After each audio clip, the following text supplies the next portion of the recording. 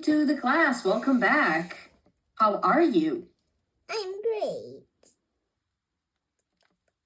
Oh, I'm glad to hear that. Nice to see you again. Can you tell me, how was your day today? It was great. Okay, so can you tell me something about your day? I went to school. Mm-hmm. I did normal school things. And then I went home. I don't mean like I went home. I mean like I went home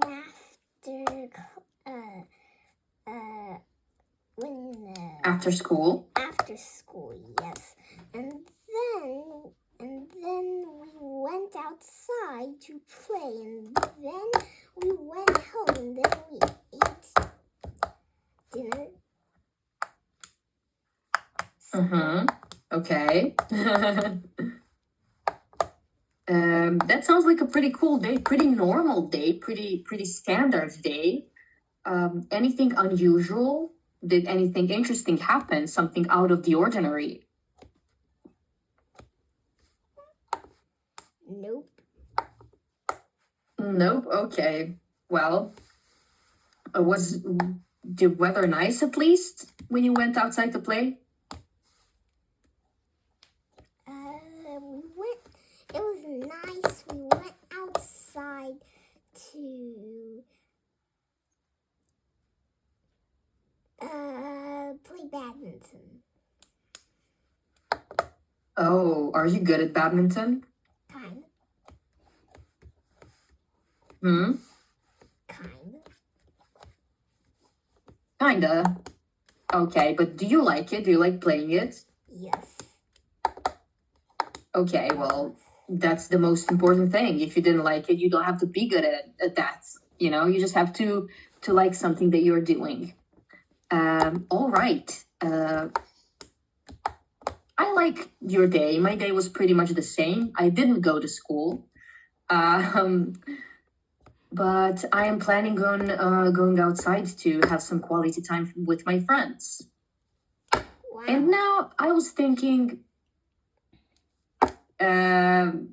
in the last class, do you remember what we did in the last class? We watched a part of the Harry Potter. Okay.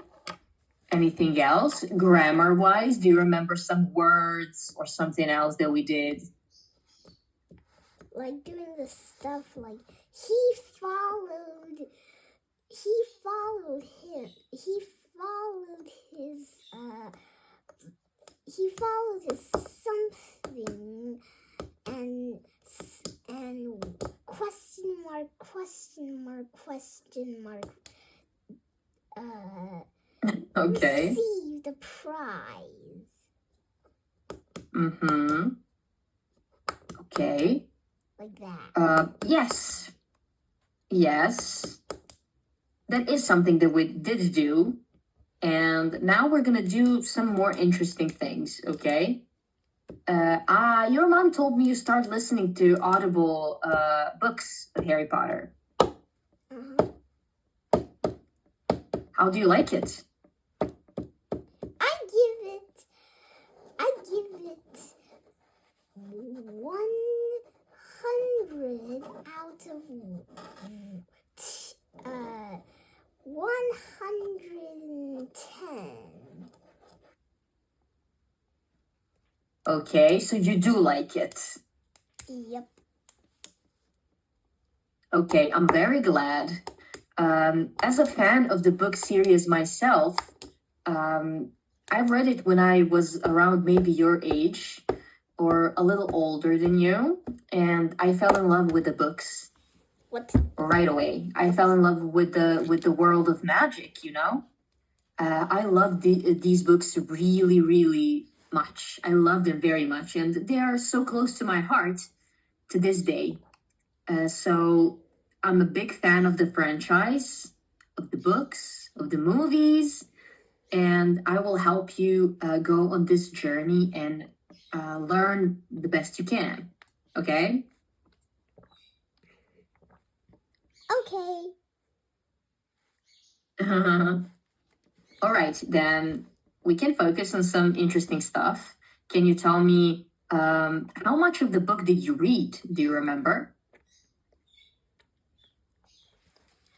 I'm currently reading Harry Potter and the Chamber of Secrets. I don't know what I read. I don't know how many pages there are in Harry Potter and the Sorcerer's Stone, but whatever, I read that. Okay. Can you tell me, on the scale of 1 to 5, 1 being the lowest, 5 being the highest, how difficult is the text for you in terms of understanding it? 2. 2, okay. So it is just a little difficult? Yep. Okay, and when you listen to it, what do you have trouble with the most? Are some words difficult, or is the pronunciation difficult? I don't really understand some of the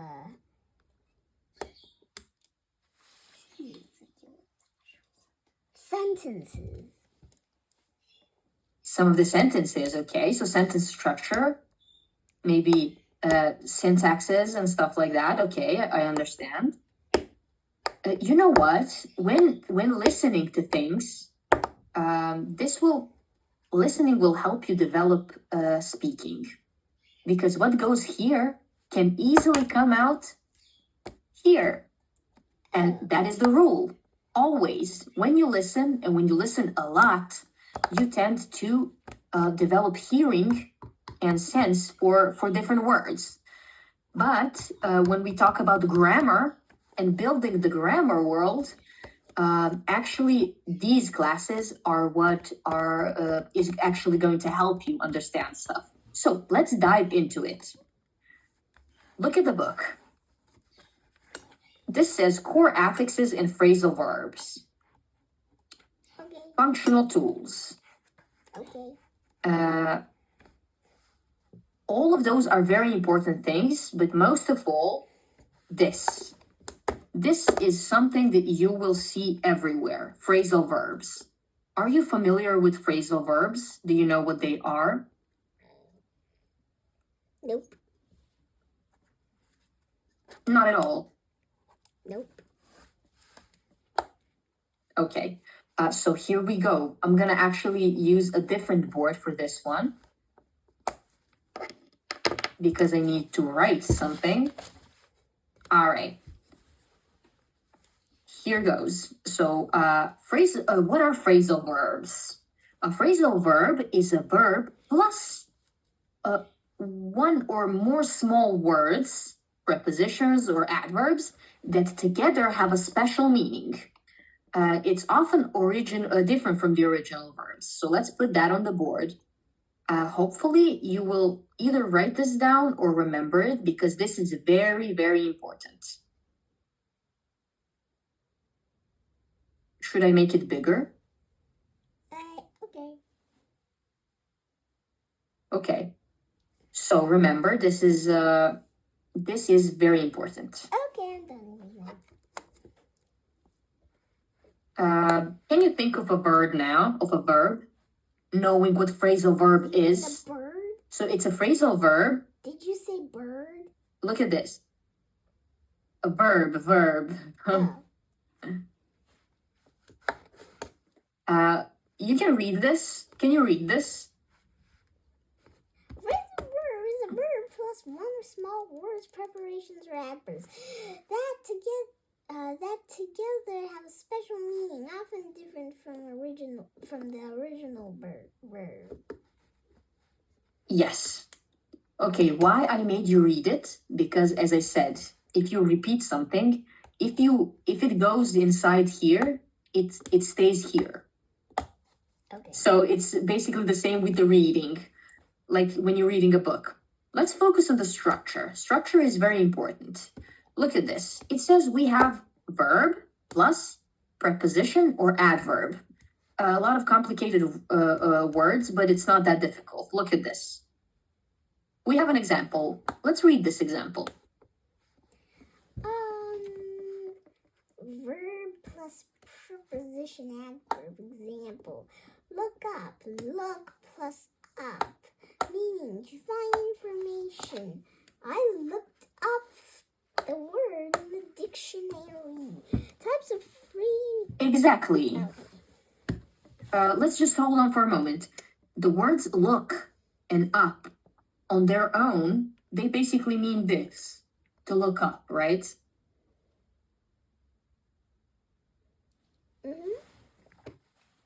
It just means that you're looking up. I mean, you're doing this. Yes, you're looking up. And in a phrasal verb, they mean to find information. For example, I can say, hey, Ivanka, can you look up that word in a dictionary, please? And you will do what? You will open up a dictionary and you will find it, search for that word. So it's a different connotation, different information. We have types of phrasal verbs. We have transitive. Let's look at this. Can you read this? Types of phrasal verbs. Transitive needs an object. Example, turn off. Please turn off the light. You turn something, the light. Yes, intransitive. Intransitive, no object. Example, wake up. I usually wake up at 7 a.m. No object ever after it. Yes. And last but not the least, we have separable and inseparable. Inseparable. Separable. The object can go between the verb and the Particle. Turn off the light. Turn the light off. Inseparable. You cannot put the object in the middle. Look after the baby. Look the baby after. Very good. So as you can see, this is not correct. So this can only be said in this form. But when we have separable, that means you can put them apart and put them into different parts of sentences. So if they are separable, look, they can be together, but they don't have to be. And they have the same meaning. However, in inseparable, they have to go like this. They always have to be look after and then the sentence. It cannot be like this. This is wrong.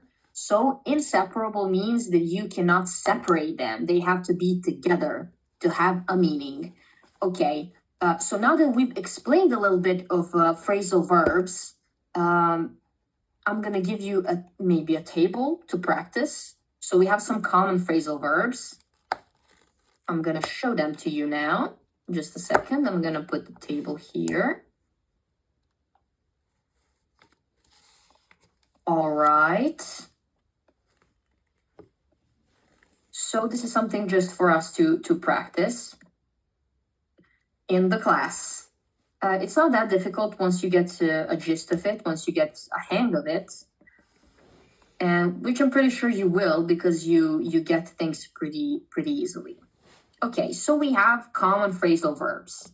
As you can see in this little table that I made over here, we have a phrasal verb, the meaning, and an example.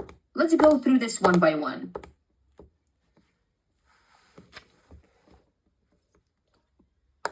Wake up. It's a pretty simple, pretty common one. Not stop sleeping. Wake up early. Get up. Leave the bed. He gets up at 7. Turn off. Turn on. Start a machine. Please turn off the TV. Turn off. Stop a machine. Turn off the lights. Look for. Search for. I'm looking for keys. Give up. Stop trying. Don't give up. Very good. So as you can see, phrasal verbs are very simple, and we actually use them a lot in our day-to-day speak. You just maybe you're just not aware that you're using them, but you are. you're using them every day. And these are the most common ones. Not very difficult. I just want to put few more here to complete the table. And as I said, you will see phrasal verbs everywhere. You just have to look for them. I mean, if you want, of course, there are many people that are like, phrasal verbs? What? I'm not gonna focus on the grammar part. Let's complete the table. We have some more. Can you read them? He took off his shoes. Look after, take care of. She looks after her little brother. Run out of, have no more. We ran out of milk. Okay, so tell me, is this difficult for you to understand the meaning of phrasal verbs? Yeah. No? Okay. Very glad about that. Okay, let's focus on the affixes of negation and action verbs. It's actually the first thing over here. So we have some prefixes. In, il, im. Look at the example box over here. It's pretty simple. It says, it was an impossible task for Harry to live a normal life with the Dursleys, and magic was deemed illegal by them, making his situation truly irregular. Tell me, do you know what all the three words mean? Do you know their meaning? Impossible is like not possible. Illegal is like against the laws, and irregular is like not regular. Yes, very good. What I would add to this list, however, is maybe this. Let's make our little list, okay? We have impossible. Yes. And what else was it? Irregular. Okay. Maybe we have. I also like this. So these were these little two letters in the beginning. They separate the original word from their negation. So if we didn't have a prefix, how would this word sound? What is the root, the original word? The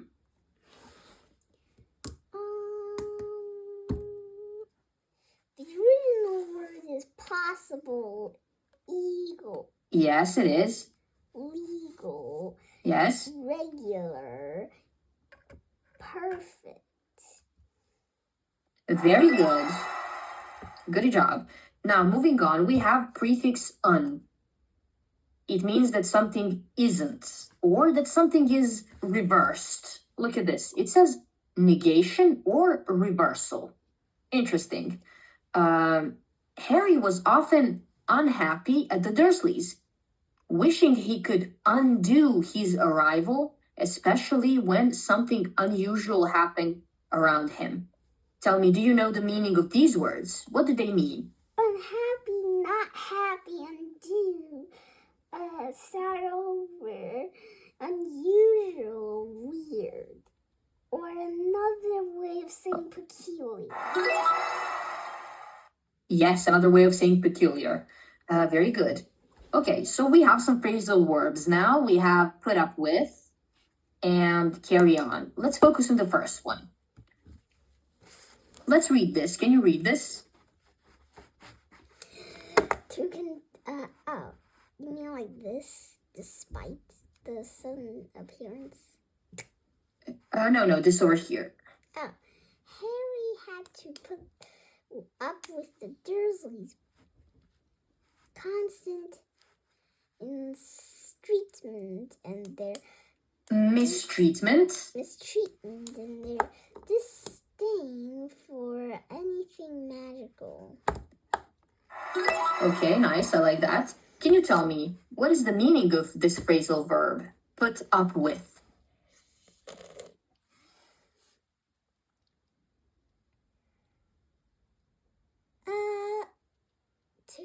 like it's kind of like you Look at this. face I really like this explanation. or face Can you it read this? to Yes, that's tolerate actually or good. accept an unpleasant situation or person. Very good. Can you tell me, could you be able to use it in a sentence? Could you make up an example for me?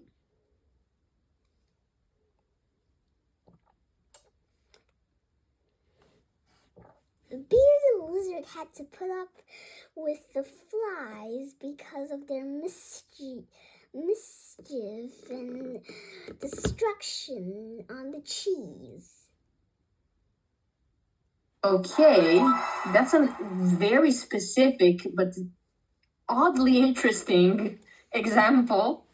I was looking for something more maybe simple, something simpler, which I am going to do now. Let's say Sarah had to put up with constant loud sound from her neighbors next door. yes, this is actually a true sentence because my neighbors are very loud. Oh, They play a lot of music. Yes, they play a lot of music all the time. dang. Even when I'm working like this, you can't hear it, but I can, and it's very irritating and unnerving. And you know what? I can't do anything about it. That's the saddest thing. I have to put up with that because I have loud neighbors, and that's it. And now, carry on. I like this much, very much. I like it better than put up with. Why? I will tell you now. Look at this. It's also a phrasal verb. The meaning is to continue doing what you have been doing. It's a very optimistic phrasal verb. Now let's read this box over here. Can you read it? Despite the sudden appearance of Hagrid and the news of the wizarding world, the Dursley tried their best to carry on as if nothing extraordinary had happened. Very good. Carry on. Almost the opposite of put up with, in a sense. Can you give me an example? I'm gonna do it by saying it with despite. Okay. Despite the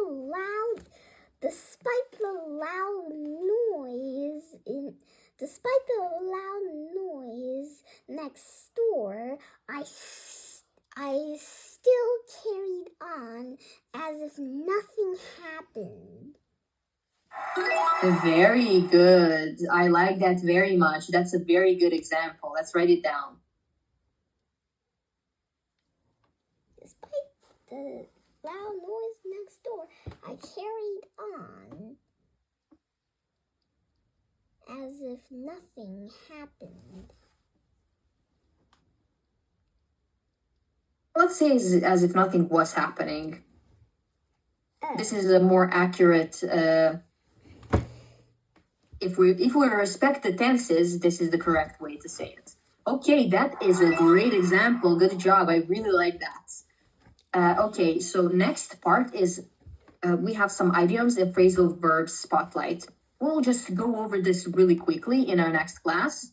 It is an important thing. However, I want to dedicate the next class to a little bit of this and a little bit of conjunctions, okay? So we will practice that in our class after this one. Do you have any questions? Nope. Okay, well, in that case, let's take a short break, okay? 5 minutes, and I will see you in the next class. Okay. Okay, be here. Don't go anywhere. I mean, go, but return for the class. That's what I mean. Okay, see you next time. Okay. Well, See you in 5 minutes. in 5 minutes. Yeah, see you in 5. Bye.